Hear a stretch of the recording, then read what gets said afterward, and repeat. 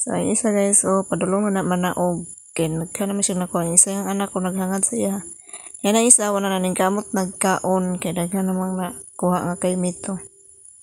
Para di balik naman yan. Apil namang dahon o kuha.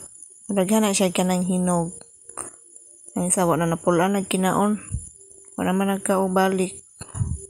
So ako nangita ko pwede kaunon ko ng hinog jud. So diari nagkaon na taog kay Mito kay fresh pa na pa jud sa punuan. So tamis kay lahang kay Mito dere. Lami kay siya. So natambalan ng kaibog na to sa kay Mito guys. Kaya nakakaon na gid ta.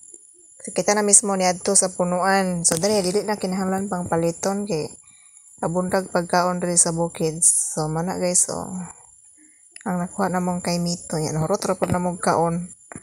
Diha pa lang daan, walay nadala pa uli. So nagbusog na daan sa punuan pa.